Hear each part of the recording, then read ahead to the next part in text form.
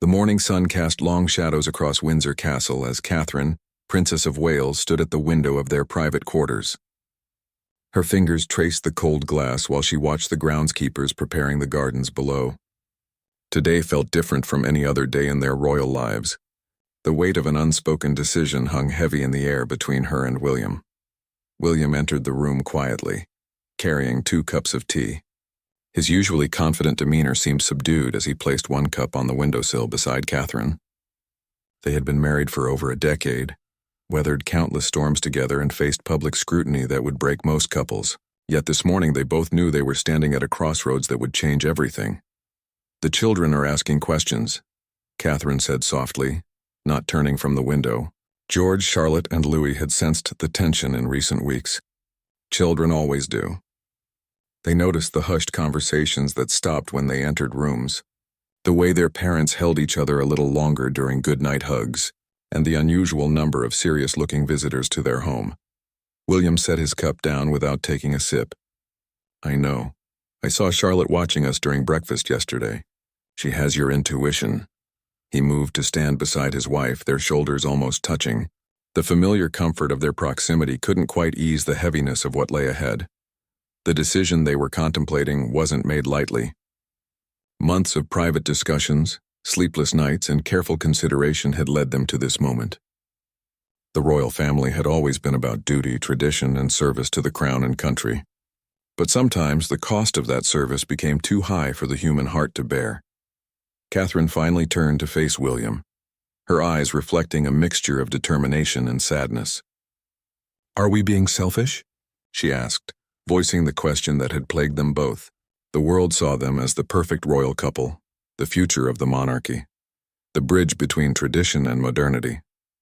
But behind the public facade, they were simply 2 people trying to protect what mattered most to them. "No," William replied firmly, reaching for her hand. "We're being parents. We're being human." His voice carried the weight of someone who had spent his entire life in the public eye, someone who understood the unique burden of royal duty better than most.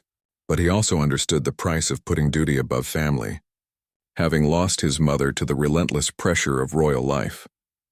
The palace staff continued their daily routines beyond their doors, unaware that the couple they served was about to make a decision that would send shockwaves through the establishment. The morning routine of a working royal family continued as normal: security briefings, diary reviews, correspondence to be addressed. But William and Catherine moved through these activities like actors playing familiar roles while their minds were elsewhere.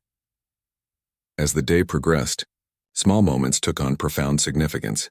The way Catherine helped Louis with his breakfast, patience evident in every gentle correction. The manner in which William listened intently to George's excited recounting of a school project, giving his son his complete attention despite the turmoil in his own mind. Charlotte's spontaneous hug in the corridor, her small arms wrapping around her mother's waist with unconscious trust. These were the moments that mattered, not the state dinners, the ribbon cuttings, or the carefully orchestrated public appearances, not the protocols, the precedents, or the expectations of a nation. These quiet family moments were what they were fighting to preserve, what they were willing to sacrifice everything else to protect. Evening approached with unusual quietness. The children had been settled early, their nanny ensuring they were occupied with stories and games while their parents retreated to their study. The room was lined with books, photographs from their courtship and early marriage, and mementos from their years of royal service. Each item told a story of duty fulfilled, of a couple who had given everything to their roles. Catherine picked up a photograph from their wedding day, both of them radiant with hope and love, surrounded by the pageantry that had defined their public life ever since. "Do you remember what we promised each other that day?" she asked. "Not the vows we spoke in Westminster Abbey, but what we whispered to each other in the car afterward." William smiled, the first genuine smile she had seen from him in days. "We promised we would never let the crown come before our love, before our family. We promised we would know when enough was enough." The memory seemed to strengthen his resolve, reminding him of the young couple who had been determined to do things differently. The weight of their decision settled around them like a familiar blanket. They had tried to balance it all: duty and family, public service and private happiness, the needs of the nation and the needs of their children. But balance, they had learned, sometimes meant making an impossible choice. As night fell over Windsor, William and Catherine made their final preparations. Tomorrow would bring meetings, difficult conversations, and the beginning of the most challenging period of their lives.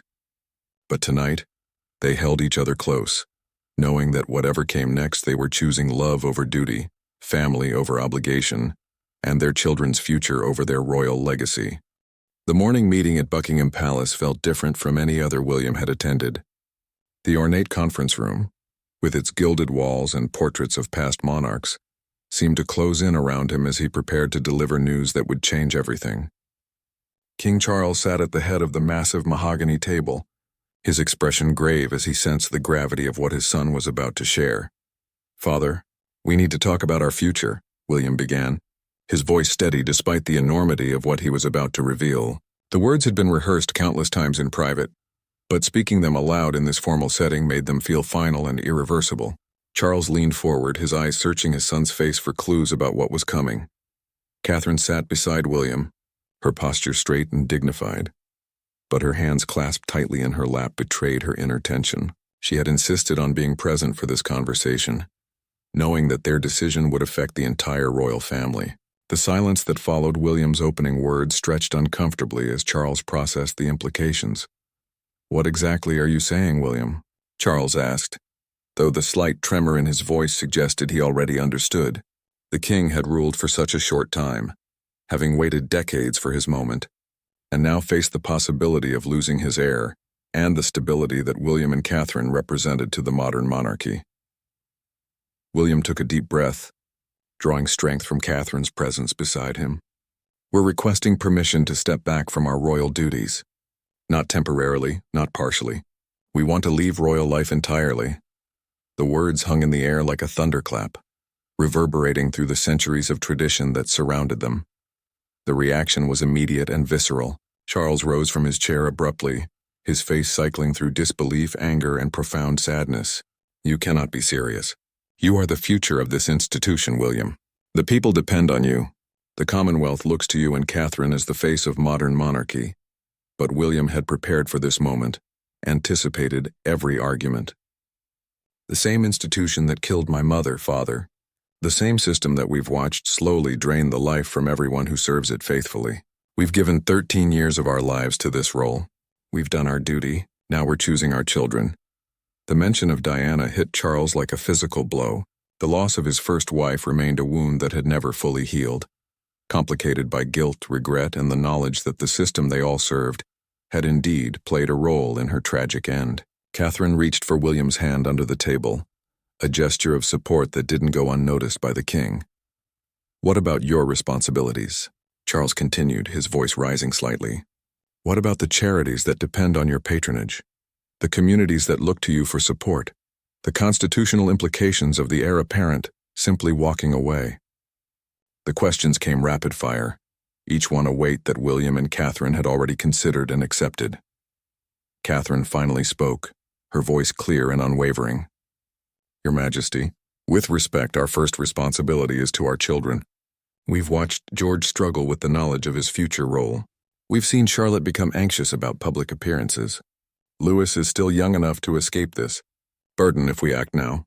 Her words carried the fierce protectiveness of a mother who had seen enough. The room fell silent, again as Charles absorbed the full scope of their decision. Through the tall windows they could see tourists gathering outside the palace gates, people who came from around the world to catch a glimpse of the royal family. The irony wasn't lost on any of them. Here they sat, discussing abandoning the very institution that those people revered and supported. "Have you considered the alternatives?" Charles asked, his tone shifting from anger to desperation. "We could reduce your schedules, limit public appearances, find ways to give you more privacy while maintaining your positions." But even as he spoke, he knew the words were hollow. Privacy and royal duty were fundamentally incompatible concepts. William shook his head. "We've tried that approach, Father. But there's no halfway measure with this life. The children will always be watched, analyzed, criticized. Catherine will always be scrutinized for every fashion choice, every public appearance, every word she speaks. I will always be expected to put the crown before everything else, just as you have, just as grandmother did." The weight of generations pressed down on the conversation. Elizabeth II had given 70 years of her life to the crown, had sacrificed personal happiness countless times for duty. Charles had waited most of his life for his turn, had endured decades of preparation for a role he had finally claimed, and now William was saying it wasn't worth it. Catherine stood and walked to the window, looking out at the London streets beyond the palace walls. "We want our children to have choices," she said quietly. "We want them to discover their own paths, their own purposes without the weight of centuries of tradition dictating every aspect of their lives. We want them to know love without duty, service without sacrifice of self." Charles sat heavily back in his chair, suddenly looking every one of his 75 years. The succession that had seemed so carefully planned, so stable and promising, was crumbling before his eyes. Harry's departure had been painful enough, but William's decision would fundamentally alter the trajectory of the monarchy itself. "When?" Charles asked finally, the single word carrying the weight of acceptance and defeat. "We're thinking of making the announcement next month," William replied gently. "We want to give you time to adjust, to plan for the transition. We're not abandoning our love for Britain or our desire to serve, but we need to serve on our own terms, as private citizens who choose their own path." The meeting ended with no resolution, no acceptance or blessing from Charles, but with an understanding that the decision had been made. As William and Catherine left the palace, they both felt the strange mixture of relief and sorrow that comes with crossing a point of no return.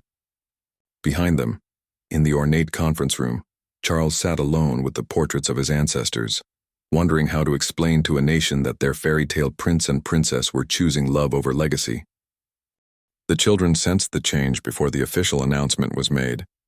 George, now 11 and increasingly aware of his future role, noticed how his parents had started speaking to him differently about royal duties.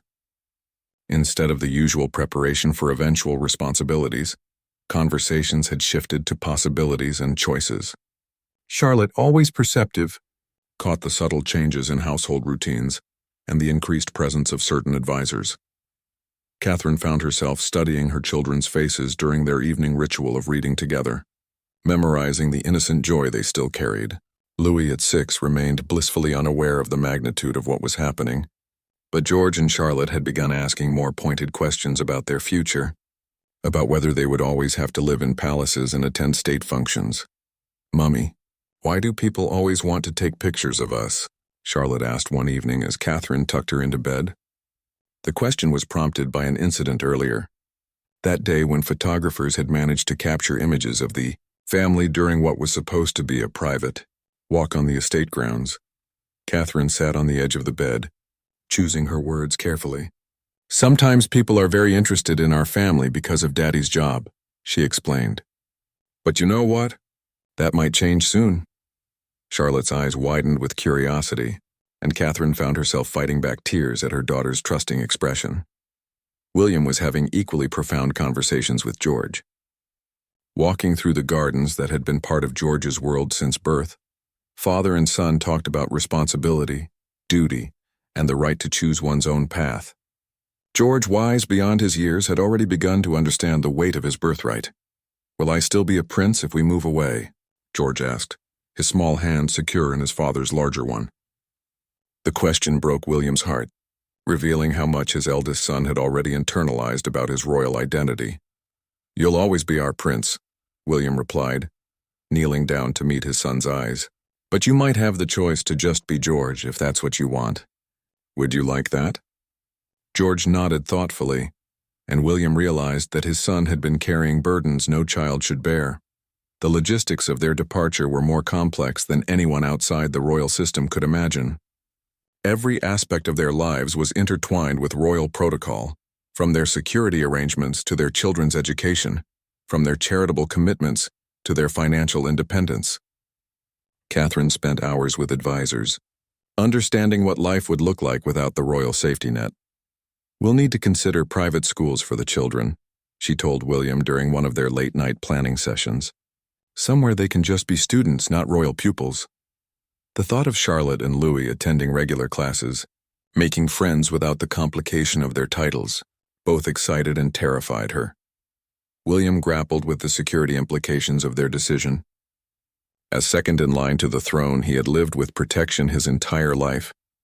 The children had never known a world without security details and carefully planned movements. "They'll need to learn independence gradually," he told their head of security.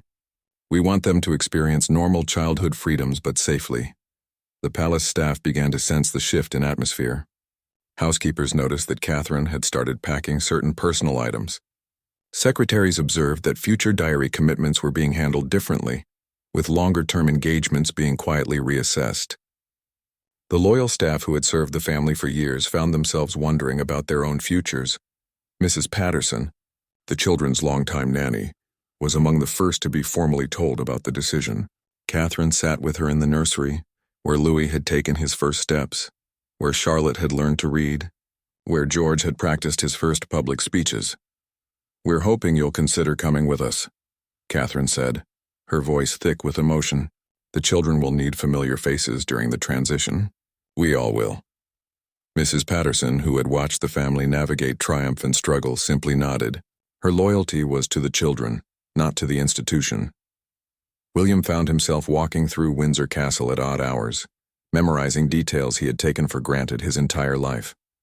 The way morning light fell through the ancient windows, the sound of his footsteps echoing in corridors walked by generations of his ancestors, the weight of history that permeated every stone. He was leaving behind more than a job. He was severing ties with centuries of family legacy. One evening, Catherine discovered a letter that Charlotte had written but never sent. In her careful 9-year-old handwriting, Charlotte had addressed a note to the future me, expressing hopes that she would be brave enough to choose her own adventures and kind enough to help people even if she wasn't a princess anymore. The letter revealed that their daughter had been processing the possibility of change long before her parents had made their final decision. Weight of public expectation pressed down on them, even as they prepared to reject it. William and Catherine knew that millions of people around the world saw them as symbols of hope, stability, and modern royal values. Commonwealth nations looked to them as representatives of continuity and progress. Charitable organizations depended on their patronage and the attention their involvement brought to important causes. "We're not abandoning our desire to help people," Catherine told William one night as they reviewed the list of organizations they supported. "We're just changing how we do it. Maybe we can be more effective without the constraints of royal protocol." But even as she spoke, they both knew that walking away from their platforms would limit their ability to champion the causes they cared about. The children began to pick up on the underlying excitement mixed with sadness that permeated the household. Louis started asking why everyone seemed to be hugging him more than usual. Charlotte began drawing pictures of houses that weren't castles, imagining what their new life might look like. George, carrying the weight of understanding more than his siblings, started studying his parents' faces for signs of doubt or regret.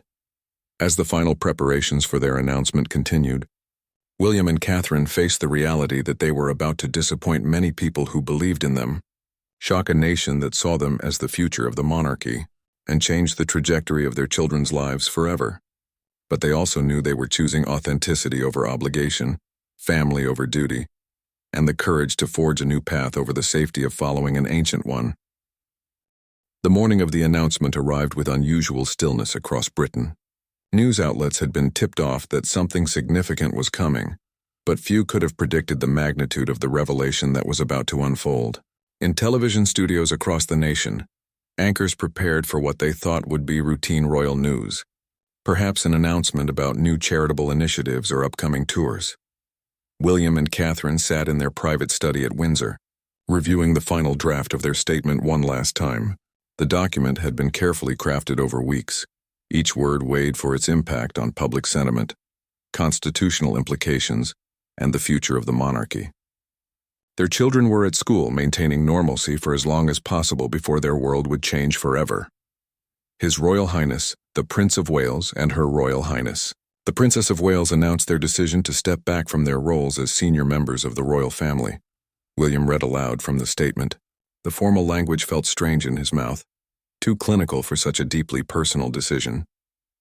But royal communications had always been wrapped in carefully neutral terminology, even when announcing life-altering changes. Catherine reached over and squeezed his hand. "Are you ready for this?" she asked. though she knew neither of them could truly be prepared for what was coming. Once the statement was released, there would be no taking it back, no quiet reconsideration.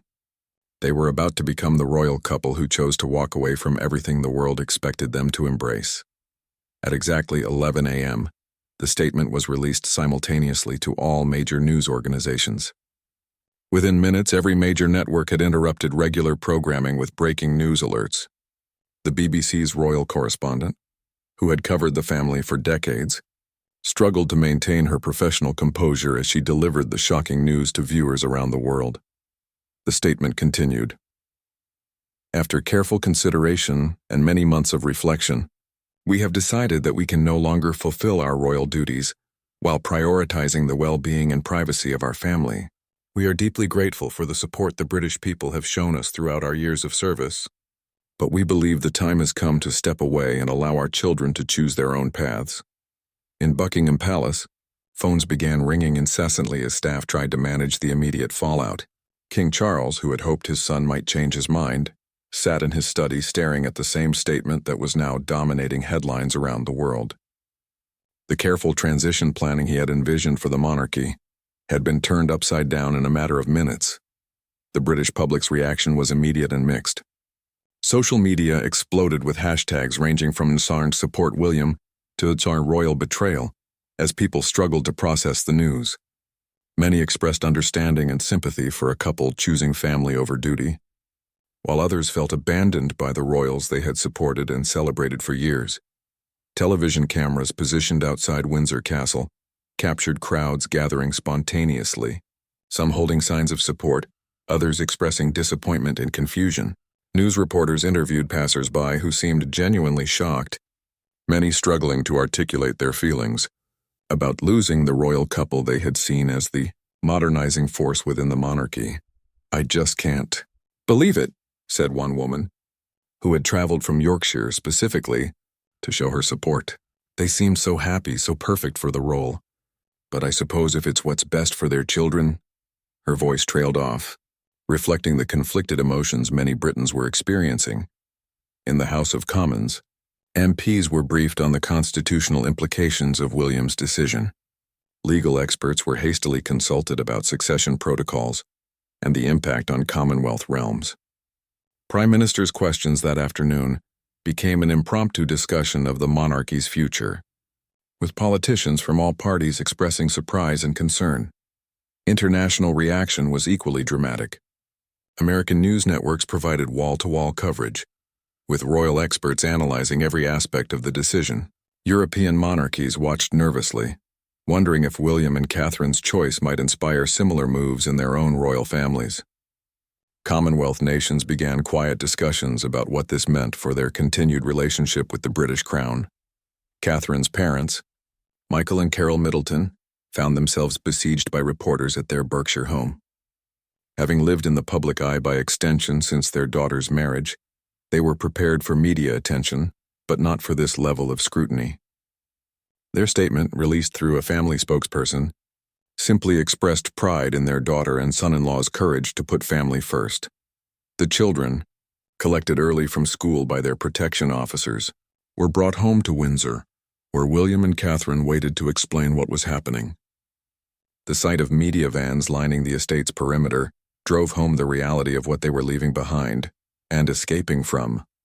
"Why are there so many people outside?"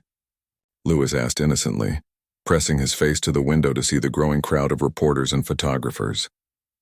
Catherine knelt beside him, struggling to explain in terms a 6-year-old could understand why their private decision had become international news. George, mature beyond his years, seemed to grasp the magnitude of the situation immediately. "Does this mean we won't live here anymore?" he asked quietly. William nodded, and George surprised them both by seeming relieved rather than upset. "Good," he said simply. "I was tired of people always watching us." Charlotte's reaction was more complex, reflecting her position caught between her brother's perspectives. She understood enough to feel the weight of the decision, but was young enough to be excited about the possibility of a normal life. "Will we still be a family?" she asked, the question that mattered most to her. As evening approached, the initial shock began to settle into analysis and speculation. Royal biographers were interviewed on every major network. Constitutional experts debated the precedents and implications, and public opinion polls were hastily conducted to gauge national sentiment. The overwhelming theme was one of surprise. Very few had seen this coming. William and Catherine spent the evening with their children, reading stories and playing games while the world outside continued to buzz with activity about their decision. The contrast was stark. Inside Windsor Castle, a family enjoying a quiet evening together. Outside, a media frenzy trying to understand how the fairy tale prince and princess had chosen to write their own ending. The palace issued no further statements that day, leaving the public to process the news and form their own opinions. But privately, staff began the complex process of unwinding 13 years of royal life, knowing that nothing would ever be quite the same again for the institution they had dedicated their lives to serving. The weeks following their announcement became a whirlwind of emotional farewells and practical preparations that tested every relationship they had built during their royal years. William and Catherine found themselves navigating a complex web of hurt feelings, disappointed expectations, and surprising sources of support as they prepared to leave the life they had known for over a decade. Prince Harry was among the first family members to reach out, calling from California with a mixture of understanding and concern.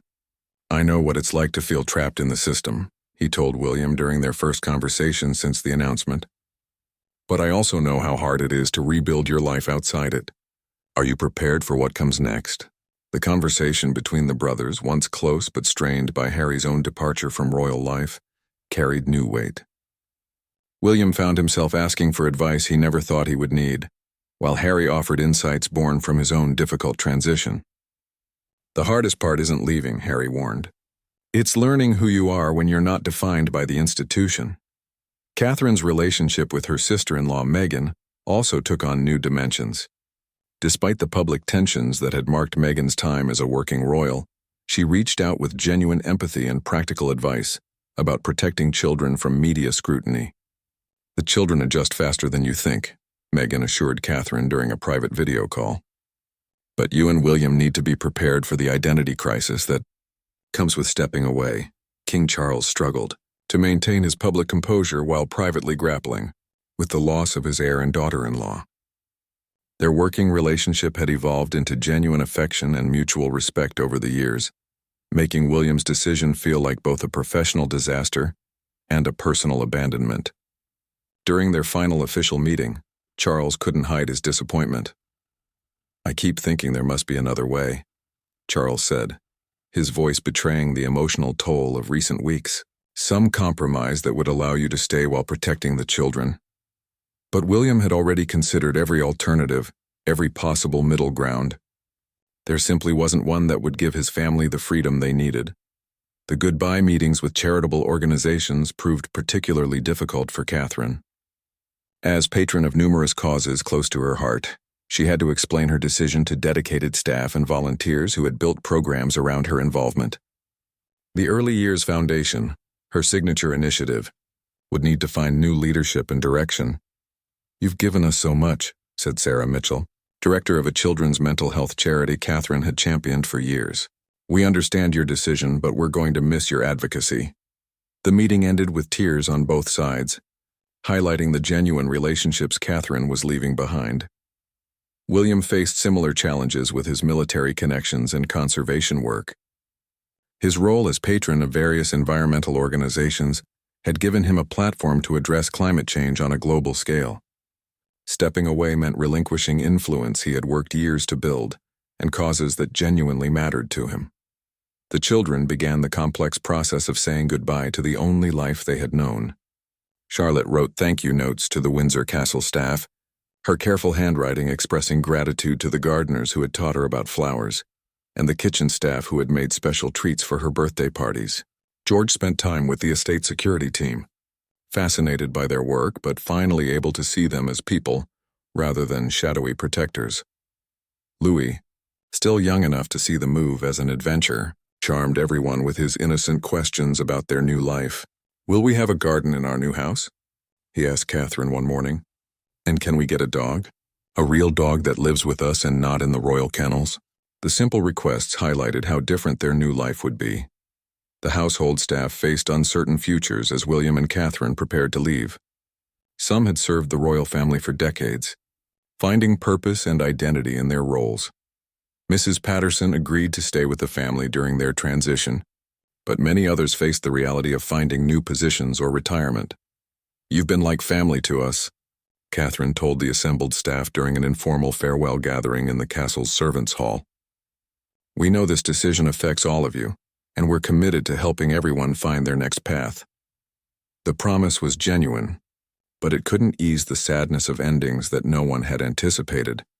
Public opinion continued to evolve as more details emerged about their decision. Polls showed a slight majority supporting their choice, with younger Britons more understanding than older generations who had lived through decades of royal stability. Women, particularly mothers, expressed strong sympathy for Catherine's desire to protect her children's privacy and childhood. The international perspective remained mixed but increasingly supportive. Editorial writers in major newspapers began framing the decision as a brave choice that prioritized family well-being over institutional expectations. Some commentators suggested that William and Catherine's departure might actually strengthen the monarchy by removing the pressure of succession from the equation. Behind the scenes, lawyers and advisors worked to structure the family's new life. Financial independence was crucial to their credibility as private citizens, but managing their security needs while maintaining privacy presented unique challenges. The cottage they had chosen in Norfolk offered space and seclusion, but it would require significant modifications to ensure their safety.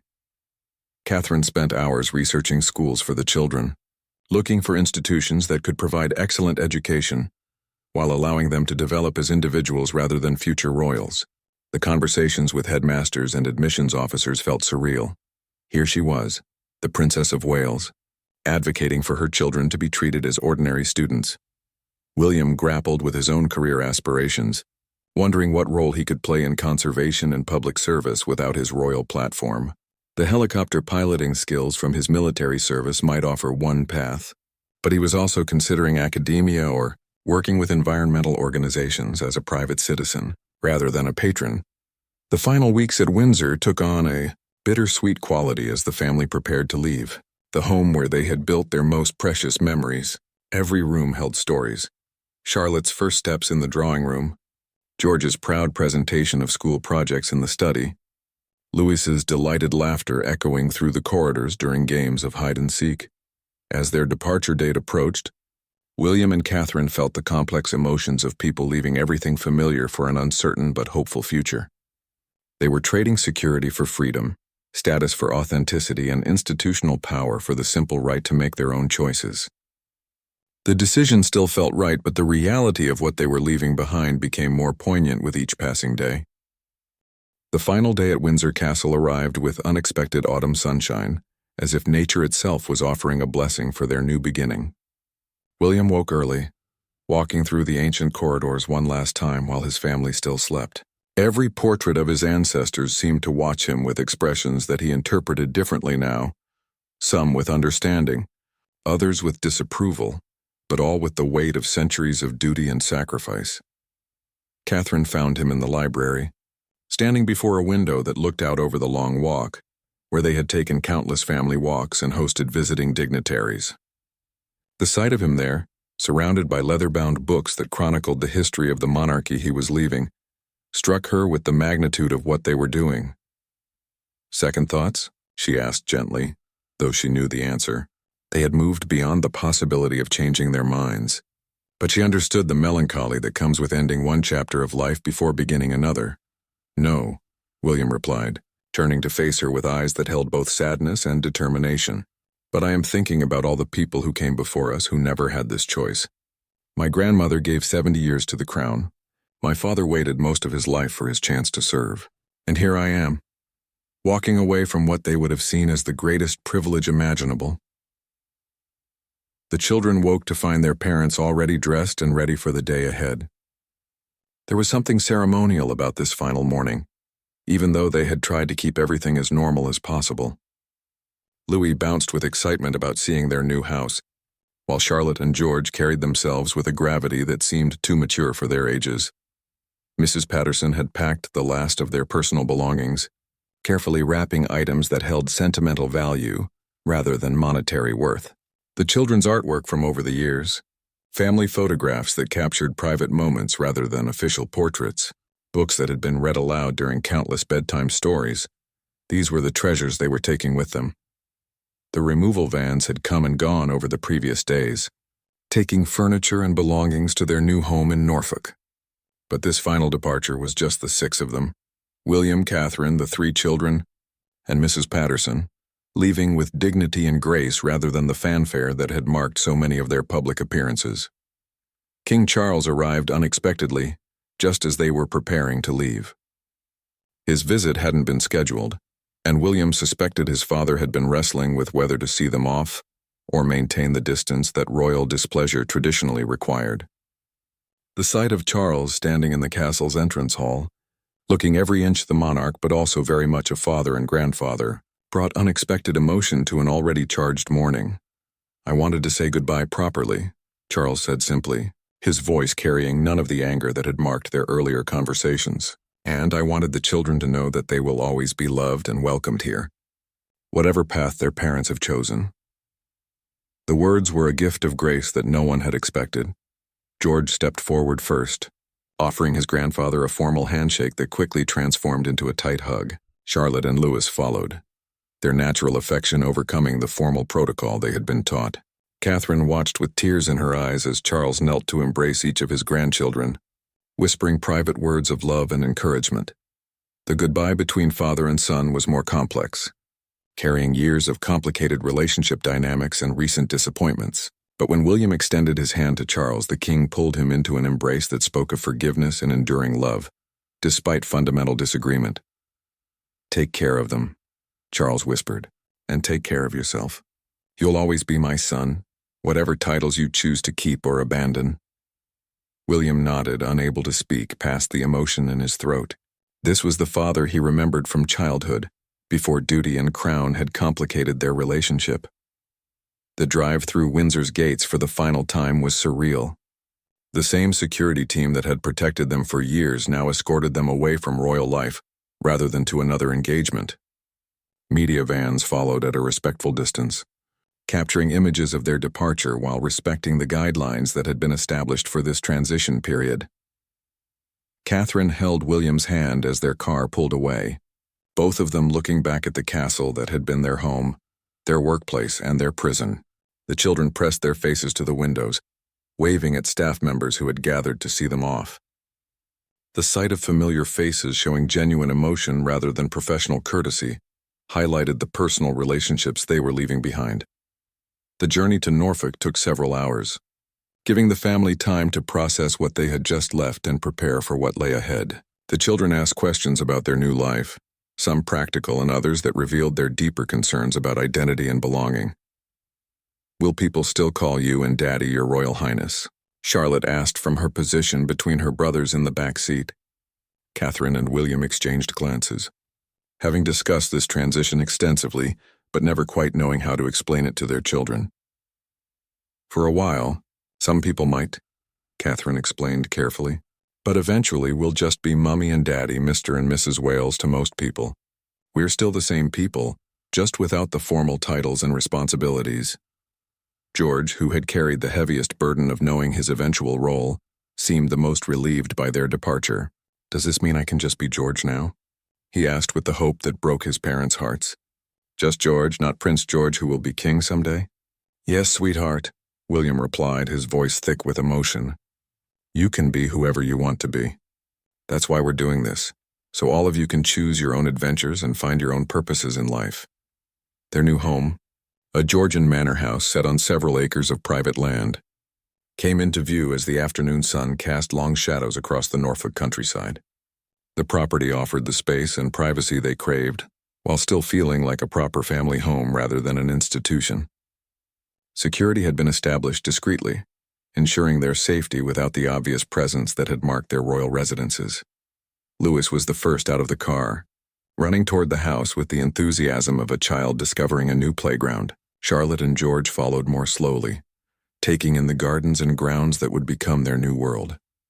Mrs. Patterson began organizing the practical aspects of settling in, her steady presence providing continuity during this massive change. As evening approached, the family gathered in what would become their new living room, surrounded by boxes but finally together in a space that belonged to them alone. William ordered pizza for dinner, something that would have been impossible in their previous life, while Catherine explored the house with wonder at its ordinariness. That night, as they tucked their children into beds in bedrooms they had chosen themselves, William and Catherine felt the strange combination of exhaustion and exhilaration that comes with major life transitions. They had left behind everything familiar and secure for the uncertainty of creating their own path. Standing together in their new bedroom, looking out at countryside that held no photographers or public observers, they finally allowed themselves to believe that they had succeeded in choosing family over duty, love over obligation, and their children's future over their royal legacy. 6 months after their departure from royal life, William and Catherine Wales, they had chosen to keep a version of their title as a surname, were learning what freedom actually meant. The morning routine in their Norfolk home bore no resemblance to the carefully choreographed schedule that had once governed their days. Catherine made pancakes while William helped George with a school project about local wildlife, conversations flowing, naturally without the underlying awareness that every moment might be scrutinized by the public. The children had adapted to their new life with the resilience that had surprised even their parents. Charlotte had joined the local drama club and discovered a passion for acting that had nothing to do with royal duties or public appearances. George played football with genuine enthusiasm, no longer worried that every match might become a media event. Louis had made friends with the neighbors' children and spent afternoons building tree houses and exploring the countryside with a freedom he had never experienced. "Look, Daddy!" Louis called from the garden one morning, proudly displaying a muddy collection of interesting rocks he had found. The simple joy in his voice, unmarked by any awareness of protocol or propriety, validated every difficult moment of their transition. This was what childhood should look like: messy, curious, and completely authentic. Catherine had found unexpected fulfillment in volunteer work at the local primary school, helping with reading programs and supporting teachers without the fanfare that had once accompanied her charitable activities. The headmistress treated her like any other parent volunteer, and Catherine discovered the deep satisfaction of making a difference without cameras documenting her every move. Mrs. Wales, one of the teachers, said during a planning meeting, "Your background in early childhood development is exactly what we need for the new literacy program." The conversation proceeded without any reference to her former status, focusing instead on her genuine qualifications and enthusiasm for the work. William had taken a position with a conservation organization, using his helicopter piloting skills to monitor wildlife populations and assist with environmental research. The work connected him to his long-time passion for conservation while allowing him to contribute meaningfully without the complicated dynamics of royal patronage flying over the Norfolk countryside during aerial surveys. William felt a sense of purpose he had rarely experienced during formal royal engagements. This work mattered in immediate, tangible ways, tracking endangered species, monitoring habitat changes, contributing to scientific understanding that could make real differences for conservation efforts. The family's relationship with the media had evolved into something approaching normalcy. The initial frenzy of their departure had settled into occasional, respectful coverage when they appeared at public events in their private capacity. Photographers still took pictures when they were spotted in the village, but the constant pressure of royal scrutiny had largely lifted. "It's strange," Catherine confided to William one evening as they walked through their garden without security escorts hovering nearby. "I keep expecting to see photographers behind the hedges or to have someone briefing me about protocol. Sometimes I can't believe we're actually free to just be ourselves." Their relationship with the royal family had slowly begun to heal. King Charles called regularly to speak with his grandchildren, and the conversations gradually became less formal and more natural. The children's excitement about sharing their new adventures with Grandpa helped bridge the family divisions that their departure had created. Princess Anne had been surprisingly supportive, visiting them privately to express her understanding of their decision. "I've always believed that service should be a choice, not an obligation," she told William during a quiet afternoon walk around their property. You've chosen to serve your family first, and there's honor in that decision. Harry and Meghan's perspective on their choice had proven invaluable during the transition. The couples now spoke regularly, sharing insights about life outside royal, constraints, and supporting each other through the unique challenges of rebuilding identity after leaving the institution that had defined them for so long. The hardest part, Meghan had warned during one of their conversations, is learning to trust your own instincts again instead of following protocols someone else created.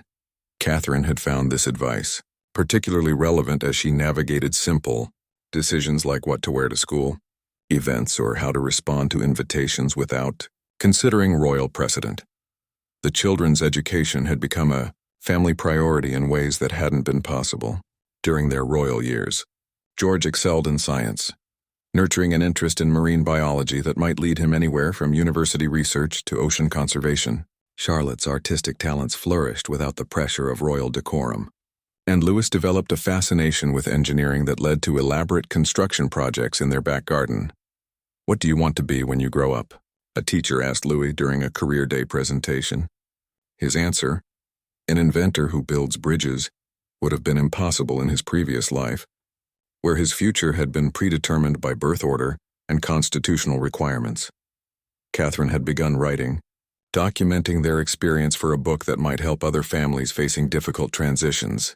The process of reflecting on their journey, from royal duty to private citizenship, helped her understand the courage their decision had required and the growth it had enabled. "We didn't just leave royal life," she wrote in one of her drafts. "We discovered who we could become when we stopped being who we were expected to be." The children are learning that their worth isn't tied to their titles, and William and I are remembering who we were before we became symbols of something larger than ourselves. William found himself occasionally missing certain aspects of royal life, the platform it provided for advocacy, the resources available for charitable work, the sense of historical continuity. But those moments of nostalgia were quickly overshadowed by the daily joys of authentic family life and meaningful work chosen, rather than assigned. The village community had embraced them with typical British reserve and genuine warmth. Local shopkeepers treated them as neighbors rather than celebrities. Children's classmates saw them as just another family, and community organizations valued their contributions without fanfare or special treatment. On quiet evenings, after the children were asleep and the house settled into peaceful silence, William and Catherine would sit together in their living room and marvel at the life they had built. The portraits on their walls now showed candid family moments rather than formal royal poses.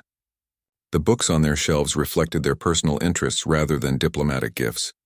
The sounds outside their windows were those of countryside and neighbors rather than security protocols and official business. "Do you ever regret it?" William asked Catherine one evening as they watched the sunset paint their garden in golden light. Catherine considered the question seriously before responding. "I regret that it had to be such a dramatic choice. I regret the pain it caused your father, and the disappointment it created for people who believed in us as working royals. But I don't regret choosing our children's happiness and our family's authenticity over institutional expectations." As their first year of private life drew to a close, the Wales family had proven that it was possible to step away from royal duty without stepping away from service, love, or meaningful contribution to the world. Their silent send-off had stirred emotions across the globe because it represented something many people longed for, but few had the courage to choose: the right to define their own lives and protect what mattered most to them.